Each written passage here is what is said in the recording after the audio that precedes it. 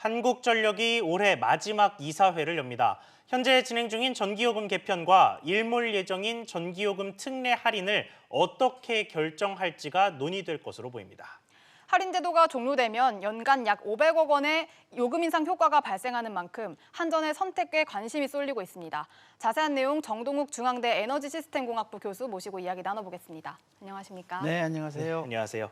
자, 먼저 현재 상황부터 좀 짚어보겠습니다. 오늘 이사회에서 이 주택용, 그러니까 사람들이 전기를 좀 아껴 썼을 때, 절전을 했을 때 할인을 해주는 혜택 같은 이 특례 할인을 어떻게 연장할지 말지가 결정이 되는데 일단 한전은 대부분의 특례를 종료하겠다는 방침이죠. 네, 그렇게 뉴스에서 접했는데요. 특례 할인을 한다는 거는 그 특례마다 각각의 목적이 있습니다. 예. 그래서 그 목적이 충분히 달성되었는가 그런 관점에서 검토를 하고 이걸 없애야 되는데 단순히 내가 지금 적자를 보기 때문에 깎아주던 걸 내가 못하겠다. 그거는 이 전기 사업이라는 공공성을 잊어먹은 거라서 좀 더 살펴봐야 될 거라고 봅니다. 예를 들게 되면은 전략을 유도하기 위해서 그런 가정용 전기 전략 제도를 만들어줬는데 그러면 지금 현재 그걸 제대로 없앤다는 거는 목적을 달성됐거나 아니면 그걸 해보니까 실효가 없거나 그러한 관점에서 얘기를 해야 되는 것이지 단순히 내가 뭐 적자를 봤다. 그러니까 이거 못 깎아주겠다. 그런 관점에서 얘기는 좀 곤란하지요. 네, 성현모 산업부 장관이 국회 예결위에서 이 일괄 폐지를 논의하는 게 좀 적절치 않다고 본다 이렇게 말을 하면서 엇박자를 내기도 했는데요. 이 아무래도 특례를 폐지하면 실질적으로 전기요금이 인상되기 때문에 좀 한전이 좀 물러선 것으로 보이는데 어떻게 보십니까? 그렇죠. 할인을 해주던 걸 할인 안 해주니까 수익이 올라가겠죠. 예를 들어 가지고 뭐 특례 할인이라는 게 좀 있습니다. 200kW 이하를 네. 사용하는 가구에 대해서는 4,000원 정도를 갖다 할인해 주는 것인데요. 이것을 없애겠다. 그러면 한전에서는 큰 이득이에요. 거의 연간 3천억 넘게 이득이 있더라고요. 네. 근데 그건 뭐냐면은 에너지 복지의 측면이 있어요. 200kW 이하를 쓰는 가구니까 앵커님 얼마 쓰시는지 모르지만 평균적으로 봐서 300kW는 다 넘겠습니다. 그렇죠. 그런데 그런 가구에 대 가지고 해주던 걸 갖다가 안 해주겠다. 그건 에너지 복지 측면에서 좀 쳐다봐야 되는 것입니다. 단순히 나의 적자를 막겠다라는 것보다도. 네, 이번 특례 할인에서 이제 좀 더 전반적으로 논의를 좀 넓혀 보겠습니다. 이번 이사회에서 특례 할인뿐만 아니라 이 내년 상반기 중에 나올 전기요금 개편안에 대한 논의도 이제 진행이 된다고 하는데 이 개편안에 대해서 어떤 방식으로 좀 논의가 될 거라고 보십니까?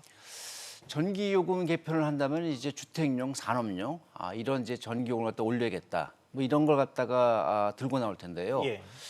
우리나라 전기요금이 싸다고 얘기를 하는데 결코 그렇게 싸지는 않습니다. 사실은 최근 보도에 의하면은 대략 한 우리나라 전기요금이 OECD 수준에서 평균 이하로서 굉장히 낮다고 그래요. 근데 예. 잘 봐야 돼요. 그게 평균의 함정인데. 네, 뭐 두 번째로 낮다 뭐 이런 통계도 있긴 예, 하더라고요. 그런데 그 잘 봐야 됩니다. 예를 들게 되면은 우리나라 가구의 대부분의 그 사용량이 어디에 구간에 속하냐면은 200kWh에서 400kW 구간에 속해요. 예. 그래서 200kWh 이하면은 100원이 안 됩니다. 90몇 원에도 굉장히 싼데 예. 200에서 400이면은 187원이에요. 그렇기 때문에 OECD 평균이라 얘기하는 220여 원에 근접합니다. 예. 구매력 지수까지 고려하게 되면은 거의 근접해 있어요. 예. 그래서 우리가 싸기 때문에 올려야겠다. 이런 거는 어느 계층을 두고 얘기하는 것이냐. 이걸 두고 해야 돼요. 그렇기 때문에 싸다고 올려야겠다. 이런 건 좀 그렇고요. 산업용 전기 싸다고들 많이 그러는데 예. 우리나라 산업용 전기가 대략 가정용 전기에 비해 가지고 90% 수준이에요. 예전엔 많이 쌌습니다. 그래서 계속해서 산업용 전기를 올려와 가지고 지금 현재는 90% 수준에 달했는데 일본은 한 70% 되고요. 독일은 절반도 안 돼요. 이게 산업용을 갖다 보조해 주는 거는 그만큼 산업 경쟁력을 갖다 확보하기 위해서 그런 거거든요. 그러니까 다른 나라는 어떻게 하는지 산업 경쟁력이 얼마큼 영향을 줄 것인지 이런 것도 쳐다봐야 되고요. 산업용 전기가 한 10% 싼 거는 전 적정하다고 봐요. 네. 주택용에 비해서는. 왜냐하면 산업용 전기는 대량으로 쓰고 그렇죠. 그다음에 전압도 고압이에요. 그만큼 사실은 전기 손실이 작습니다. 그런 관점에서 봤을 적에 지금 현재에서는 산업용에다가 전기요금을 갖다가 다 인상분을 옮기는 것도 타당치 않다고 봐요. 이게 결국은 일반인들이 부담하는 가정용 전기요금을 갖다가 올려야지만이 전반적으로 상승이 있을 텐데 과연 그것이 우리가 싸다고 올린다라는 그러한 논리는 저는 맞지 않다고 봅니다. 그건 어느 계층이 싼지는 봐야 되는 것이죠. 국민 절반이 넘게 사실은 OECD 평균에 가까운 돈을 내고 있거든요. 네, 말씀하신 대로 우리나라의 전기 요금이 좀 낮아서 그런 건지 지난해 우리나라 국민의 일인당 전기 사용량이 역대 최대를 기록했다고 합니다. 근데 그런 만큼 전기 요금이 인상되면 그 소비자들의 저항이 좀 만만치 않을 것 같은데 좀 어떻게 보십니까? 저는 그 점에 대해서도 좀 불만이 좀 있습니다. 예. 지금 논리가 뭐냐면 우리나라 전기요금이 싸다. 그러니까 국민들이 전기를 마구 쓴다. 네. 그러니까 전기요금도 올려 좀 전략을 시키겠다. 근데 저는 그게 타당치 않은 것이 우리나라 1인당 전기 사용량을 보게 되면은 상당히 커요. 미국, 대만, 우리나라 이 정도 됩니다. 대만 우리나라보다 많이 씁니다. 1인당. 근데 가정용 전기요금을 봅시다. 가정용을 쓰는 거 보게 되면은 우리나라는 미국의 3분의 1, 일본의 70%, OECD 평균에 못 미쳐요. 우리나라 1인당 전기를 많이 쓰는 건 뭐냐면은 우리나라 산업이 가정용, 네. 우리나라 산업이 50%, 55%입니다. 가정용 15%밖에 안 돼요. 우리나라 산업이 전기를 많이 써서 그래요. 근데 우리나라 그러면 전기를 많이 쓰는 것이 산업이 많이 쓰는 것이 잘못된 것이냐? 그렇지 않아요. 우리나라 산업 구조가 전기를 많이 쓰는 중화학 산업 구조 뒤에 있는 것이에요. 그래서 오히려 전기를 많이 썼다면은 경제 발전이 되었구나라는 관점에서 볼 수가 있는 것이에요. 근데 그런 데서 만약에 전기 쓰는 효율이 나쁘다. 그딴 건 얘기를 하겠지만 우리나라 포항제철, 현대자동차, 삼성반도체 전기 효율 세계적입니다. 그렇기 때문에 전기값이 싸다라고 우선 얘기하는데 제가 전기값 싸지 않다고 말씀드렸죠. 예. 그다음에 또 두 번째 말씀드린 건 전기값 싸기 때문에 우리나라 국민들이 전기를 마구 쓴다고 말씀드렸죠. 그렇지 않다는 걸 좀 말씀드린 거예요. 우리나라 사람들이 상당히 적정하게 이성적으로 쓰고 있다고 저는 말씀드리고 싶어요. 그러니까 그러한 논리에서 전기요금을 갖다 자꾸 올려야 된다라고 한전히 얘기하는 거는 저는 우리 국민들 갖다 굉장히 무시하는 거라고 봐요.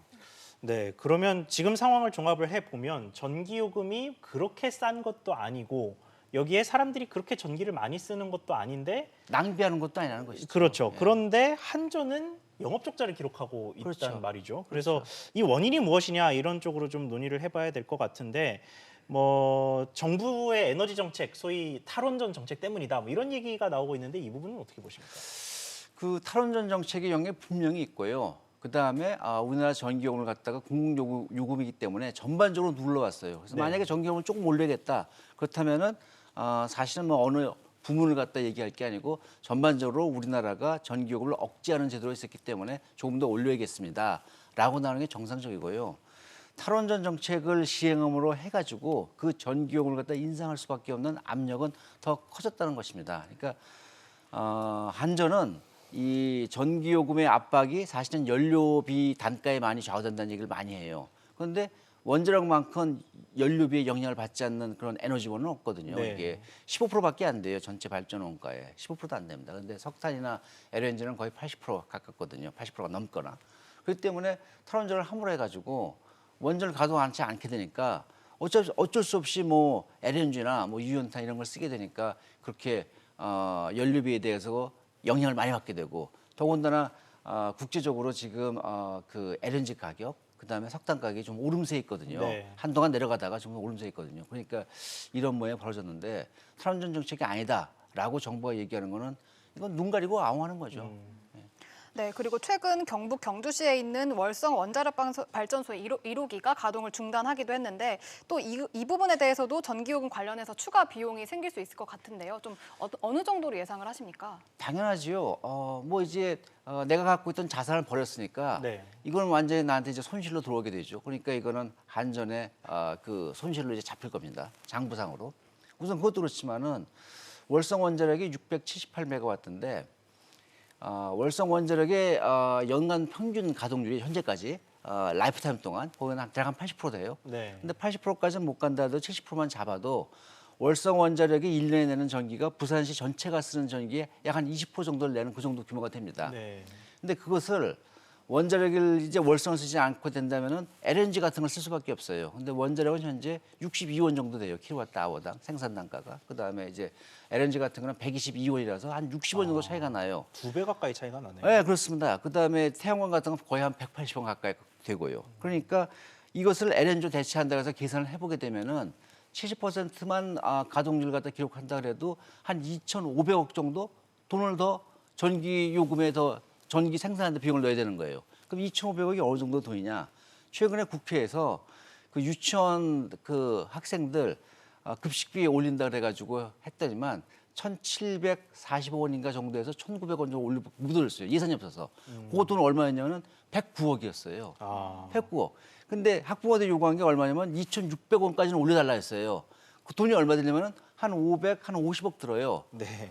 근데 2,500억을 갖다가 허공에 날리는 거예요. 5배를 더 줄 수가 있어요. 그러니까 2,500원, 2,500원 아무것도 아닌 것처럼 얘기하지만은 막상 정부의 그 국회에서 예산 따질 적에 유치원 그 복지 급식 올려준 거 갖고 이렇게 다툼을 하는데 이건 참 좀 안타까운 일이지요. 그렇군요. 자, 그런데 최근 또 설문조사를 한번 보니까 이 전기요금이 인상이 다소 되더라도 뭐 1,000원에서 5,000원 정도까지는 인상이 되더라도 탈원전을 하는 정부의 정책 방향에 찬성하겠다. 이런 사람들도 꽤 많았어요. 그래서 다소 비용이 비싸더라도 요금 자체를 그러니까 요금 조치를 좀 올린다고 하더라도 원전을 좀 폐기를 하고 친환경 에너지 쪽으로 돌아가야 한다는 정책 방향에 대해서는 어떻게 보십니까? 그러니까 점진적으로 봐서 그 재생에너지 같은 것들이 이제 점점 들어오고 이런 거는 세계적인 트렌드고 그렇게 가야 될 거라고 봐요. 근데 그 충격을 완화하는 것이 뭐냐면은 사실은 이제 우리가 좋은 걸 할 때는 항상 비용 부담이 들어가요. 그게 예. 재생에너지 비싸니까. 그것을 완화하는 것이 사실은 원자력이에요. 그럼 우리나라 국가 수준이 사회 수준이 어느 정도 에너지 비용을 부담할 것이냐 이런 걸 봐가면서 완급 조절을 해야 되는 것이거든요. 그런데 지금의 정책에 의하면은 앞으로 10년 내에 현재 우리나라가 운전하고 있는 발전소 중에 10기가 사라지게 돼요. 네. 이거 정부가 뭐 급속하지 않더라.